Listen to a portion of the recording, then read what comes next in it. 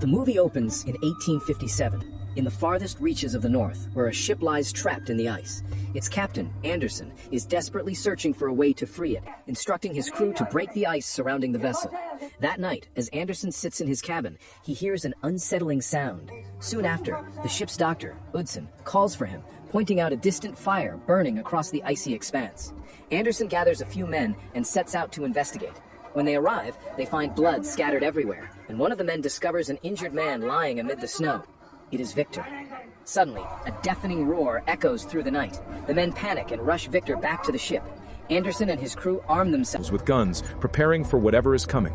Moments later, a monstrous creature emerges from the darkness. The men open fire, but their bullets have no effect. The creature charges forward, attacking them with terrifying strength, hurling men aside and climbing onto the ship. It demands that they hand over Victor. When they refuse, the creature fights them one by one, overpowering each man. In desperation, Captain Anderson orders a crewman to bring his shotgun. He fires 3 rounds, and the creature falls from the ship, but to their horror, it survives. The crew quickly pulls up the ladders so it cannot climb aboard. Enraged, the creature begins to push against the ship, tilting it dangerously to one side. Anderson takes aim at the ice beneath the monster and fires. The shot cracks the frozen surface, and the creature plunges into the freezing water below, sinking out of sight. Later, Dr. Utzon treats Victor's injuries, giving him painkillers.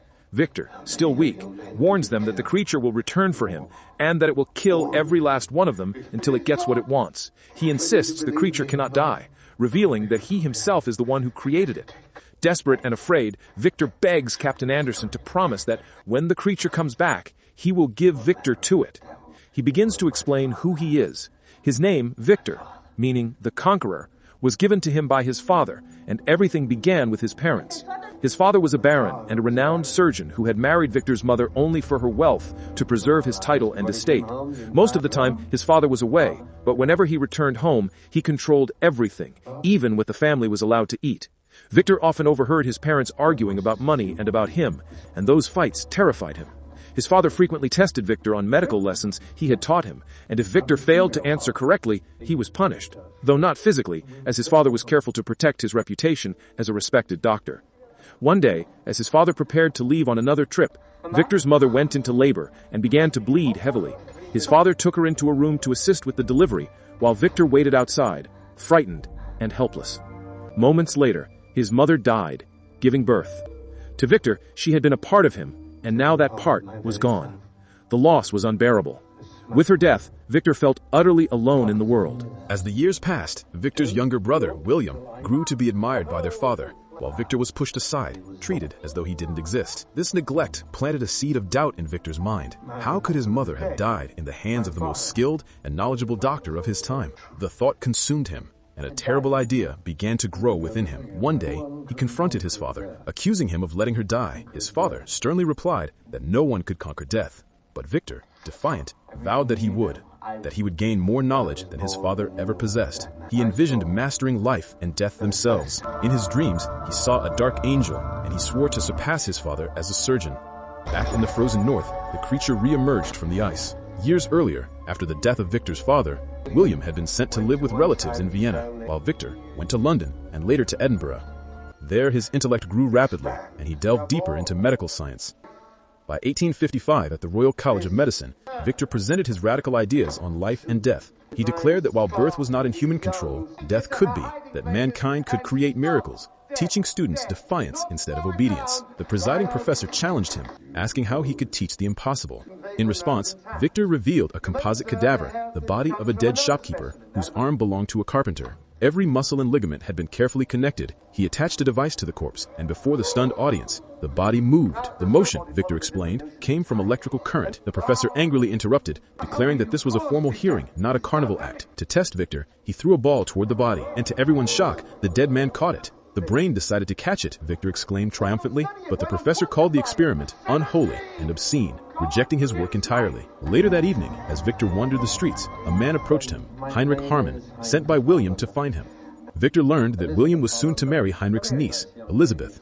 Heinrich complimented Victor's research, calling it brilliant but reckless. He warned that Victor's excitement had led him to make small but dangerous mistakes, and invited him to stay in Edinburgh for 3 days. He promised to show Victor something extraordinary, something that would change his destiny forever. That night, Victor visited Heinrich's residence, carrying his research papers. Heinrich explained his own expertise. He once served as an army surgeon, but now owned ammunition factories. He spoke of using the nervous system to channel energy and proudly showed Victor his private laboratory. There, he revealed the 5th lid tables of Europe, preserved veins, nerves, and cadavers, and displayed a wooden slab on which layers of human tissue had been peeled and lacquered with resin, showing the body's entire circulatory system. He also unveiled what he called the 9th configuration, a delicate structure surrounding the heart that he claimed could store energy.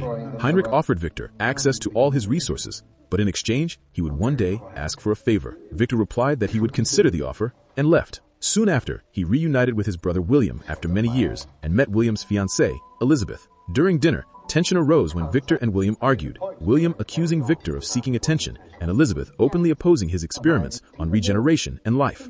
Later, as Heinrich and William stepped outside, Elizabeth shared her view. Men who go to war seek valor and honor, noble ideals, and willingly die for them, while those who stay home, warm and clean, call such men fools. She ended the discussion abruptly and left.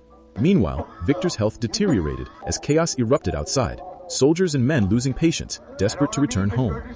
Somewhere far away, across the snow, the creature watched the ship from a distance. Weeks later, Heinrich took Victor and William to a remote lake where a castle stood in isolation. Inside, Heinrich promised to supply Victor with everything he would need for his research, all the tools and instruments required if he agreed to their deal. Victor finally accepted. To obtain materials, he began hanging executed criminals publicly and harvesting their bodies for parts. Hundreds were hanged before the eyes of the townspeople. Elizabeth witnessed this in silence, but Victor followed her to a church where she went to confess. Disguising himself as a priest, Victor listened as she spoke. She said her husband's brother was filled with hatred, grotesque, manipulative, and cruel. Victor was shocked by her words, but she revealed that she had known it was him all along. At a later party, Victor noticed the books Elizabeth was reading and was surprised to find her interest in insects. She admitted she was fascinated by science and the smaller wonders of life. The two shared a dance that night. Victor continued to gather materials and build his equipment, appointing William to oversee the assembly according to his letters. As the experiments went on, Victor faced repeated failures. Heinrich grew suspicious, believing Victor was distracted by Elizabeth.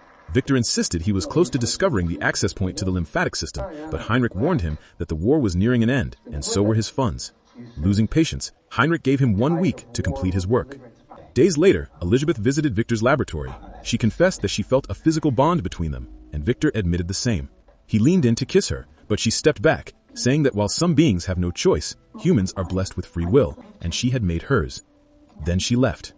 Despairing over his failures, Victor nearly gave up, but while lying in his bathtub, inspiration struck.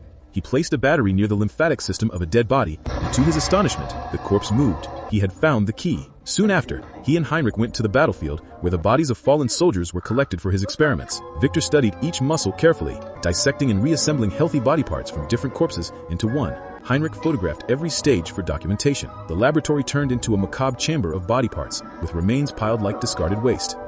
When the body was complete, Victor installed all his machines around it. As a storm gathered, he fixed the corpse upright against a pole and went to find Heinrich. He discovered him hiding behind a mirror, his hair thinning and his face pale. Heinrich confessed he was dying of bone cancer and wouldn't survive long.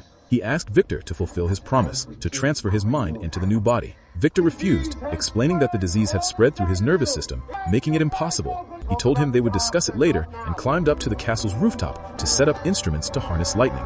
Heinrich followed desperate, offering money and even Elizabeth in exchange for the experiment. When Victor still refused, he seized part of the apparatus, standing over the central shaft of the tower. During the struggle, both Heinrich and the instrument fell. Victor rushed to him, confirmed he was dead, and then continued the experiment alone. Adjusting what remained of the apparatus, he waited as lightning struck. The energy surged through the instruments into the assembled body, sparking the generators and animating the flesh. Hidden from the blinding light, Victor watched as the tissues regenerated and the heart began to move. When the storm subsided, he checked for a pulse, but the body lay